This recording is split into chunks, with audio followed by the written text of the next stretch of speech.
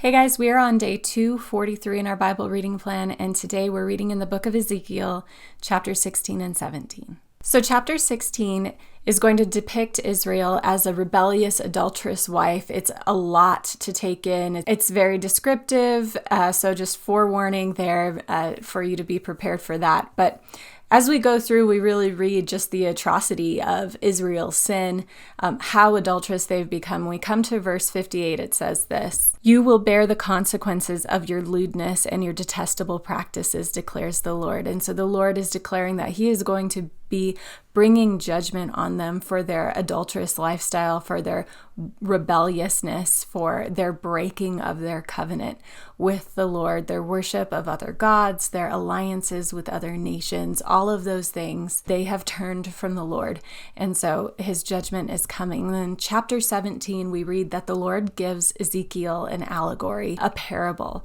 to tell to the people. In this parable, he tells a story of two eagles and a cedar. And in verse 24, we read this: "All the trees of the forest will know that I, the Lord, bring down the tall tree and make the low tree grow tall.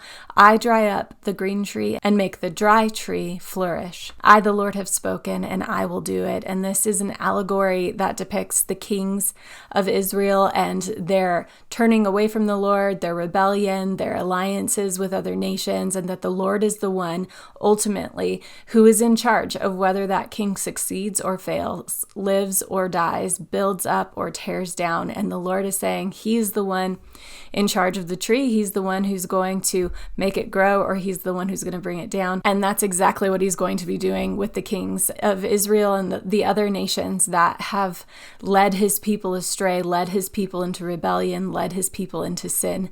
And so the Lord's judgment is coming. One thing as I was reading through this that really stood out to me is just the ultimate sovereignty of God. His desire for our full allegiance as his people.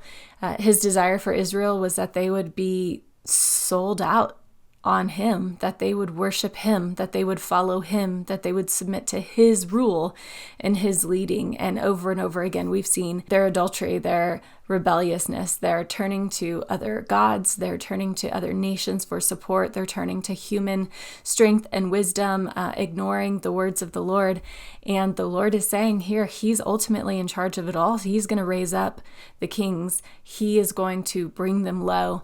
And ultimately, that's still true today, that our God is sovereign over all of humanity, over all of this earth, that regardless of what nation we live in, regardless of what city or town we live in, ultimately the Lord is the one who is sovereign. He is the one that deserves our allegiance and desires our full allegiance, regardless of where we fall on any of the other issues. Our priority in this world should be to follow and submit to the Lord and to his leading and guidance and to what he wants to do in this earth. And he says to seek first his kingdom, and all of these other things that we worry about, all of these other things that cause us anxiety or worry that we strive for, all of these other things he will take care of. All of these other things will be added unto us. And so if we can trust in the Lord, if we can keep our eyes on him and his purpose and his mission in this world first and put those things first, then everything else in this earth is going to eventually come into line with his purposes.